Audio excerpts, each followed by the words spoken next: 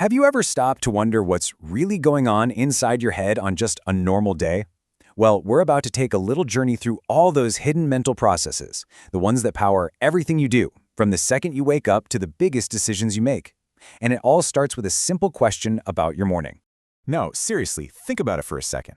Hit snooze or get up? Which sock do you put on first? Which side of the bed do you roll out of? It feels like you're on autopilot, right? But the truth is, your brain is firing on all cylinders, making just tons of tiny decisions, and it's all that invisible work that really gets your day started. All right, so let's officially start our tour with that first, seemingly simple trip from your bed to the kitchen. I know, it feels totally effortless, but it's actually powered by this incredibly sophisticated mental toolkit that we're about to unpack. So what's our roadmap for this journey? Well, it comes from some pretty fascinating ideas in cognitive psychology. We're going to look at the basics of just, well, thinking. We'll see what happens when we have to do some real problem solving. We'll tap into the power of creativity, and we'll even expose a tricky little mental trap called overconfidence. Basically, this is the science behind your day-to-day. At the absolute heart of everything is, of course, thinking. I mean, it's the engine, right? It drives every single action, every choice, every solution. It's so fundamental, we usually don't even notice we're doing it. So how on earth does your brain handle the absolute blizzard of information that's coming at it every single second? Well, it definitely doesn't analyze every single detail from scratch. Instead, it acts like a master organizer, sorting the world into neat, manageable files. And this whole organization system is absolutely key to how we function. Your brain creates concepts, like, say, breakfast food, and then it builds out categories, like cereal or toast. And what this does is allow for super fast reasoning. You don't have to stand there and wonder if your shoe belongs on the breakfast table. Your brain has already filed that shoe somewhere completely different. That's your mental autopilot in action. But what happens when that routine gets completely shattered? You stumble into the kitchen, all set for that first glorious cup of coffee, and nothing. The machine is broken. Your nice, smooth, automatic morning just slammed into a brick wall. And just like that, your brain has to switch gears.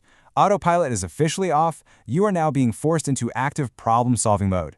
You have to consciously figure out, okay, what do I do now? Now, according to the research, your brain has two main ways it can tackle this. On the one hand, you've got what's called the Gestalt approach. That's the sudden aha moment where the solution just pops into your head. And on the other hand, you have something more like a step-by-step plan. Check the plug, check the water, maybe even, dare I say, look for the manual. So you've tried the obvious stuff, but you're getting absolutely nowhere. And that brilliant aha moment, it hasn't shown up. You're just staring at a very useless piece of plastic. So why? Why do we get stuck like this? Well, the culprit is often this sneaky cognitive bias called functional fixity. This is basically the mental trap that tells you a coffee filter is only for making coffee or that a paperclip is only for holding papers together. It locks your mind into an object's traditional job, and it stops you from seeing any other possibilities. So how do you break free from this mental block? How do you find that little spark of an idea that is finally going to get you that cup of coffee? Well, the answer lies in a totally different kind of thinking. See, the hero of our little story here isn't more logic. It's creativity. Creativity is that incredible force that allows you to see a paperclip not just as a paperclip, but as the perfect little tool to press that tiny hidden reset button on the back of the machine. And you know, this creative spark isn't just some random magic. It actually tends to follow a process. First, you've got preparation. That's you, gathering info, fiddling with the machine. Then, maybe you just give up for a second. That's incubation. And it's usually in that moment when you step away that bam, illumination strikes. The aha moment. And then, of course, you test out your brilliant new idea.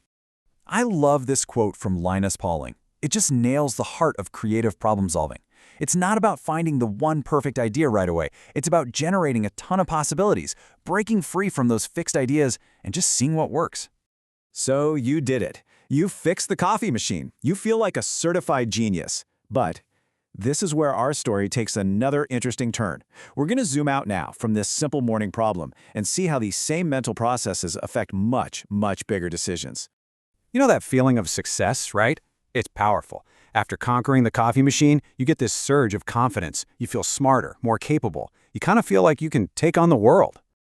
And right there, hiding inside that rush of "I'm awesome," lies another one of those hidden cognitive traps. It's a really common one, and it affects all of us. from our smallest choices to our most uncertain, high-stakes judgments. It's called overconfidence. And to put it simply, it's our tendency to believe we're smarter and more skilled than we actually are. Our personal confidence in our own judgment starts to pull way ahead of our actual accuracy. This chart illustrates it perfectly. There's this gap, right, between our perceived knowledge, how much we think we know, and our actual knowledge. And after a little success, like fixing that coffee machine, that gap can get even wider. And this isn't just about small stuff. This overconfidence gap has a huge impact when we face those really complex and uncertain decisions in our careers, with our finances, in our lives. It means the very same brain that so brilliantly solved one problem can totally lead us astray on the next one. So, we've seen how your brain navigates a typical day, how it uses concepts to create order, how it problem solves when things get messy, and how it uses creativity to find a way forward. But we've also seen the danger of overconfidence, which I guess leaves us with one final thought. Now that you have a bit of a map to your own mind, do you think you can use it to think just a little bit better tomorrow?